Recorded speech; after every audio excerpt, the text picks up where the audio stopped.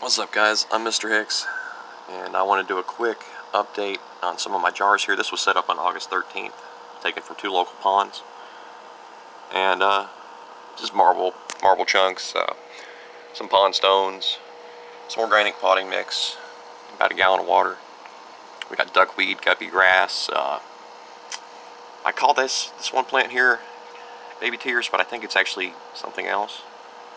A lot of spike brush in there too.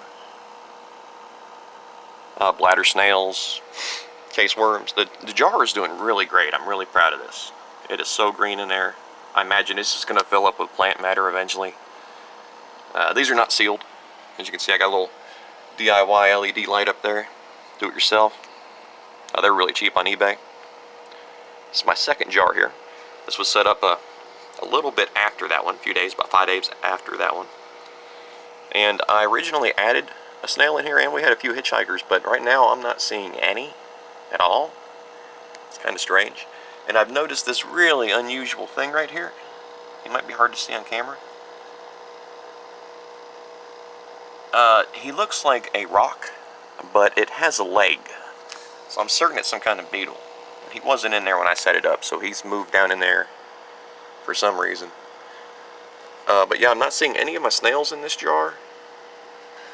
And I am seeing one of these guys right here. See if I can turn it a little more. Oh, he's gonna move. Yeah, I'm sure he's some kind of dragonfly or katydid or something like that, damselfly. But I'm willing to bet he's a predator. And that might be why I don't see any case worms or seed shrimp or anything in this jar. There's a stray detritus worm floating by there. But yeah, this jar was set up before those two and completely crashed on me. This was my first Wallstad jar I ever set up. Same kind of light system, just a little bit different mount there. But same plants in this jar. Originally there weren't as many plants, and I think that's why it crashed. But things are a little dusty. Sorry about that, guys. But yeah, full of snails in here. You can see one right there doing his thing. This jar is more established. It's a little older.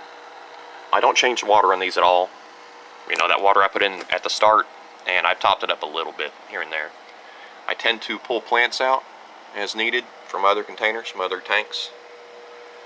Yeah, this is an easy, no-fuss method of growing these plants, especially the duckweed and this baby tears plant.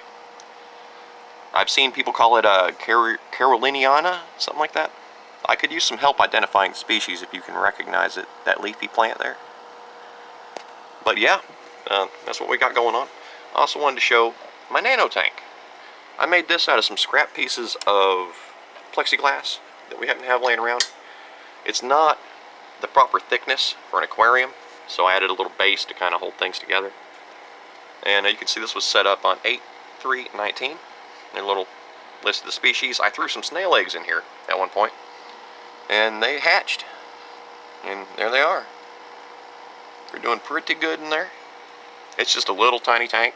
I've never changed water in there either. I have added a bubbler because the agitation seemed to help the duckweed, and so I've added tubing to all these tanks, though they keep getting clogged, and I'm not going to buy air stones to put in there, so I'm still working out something for that.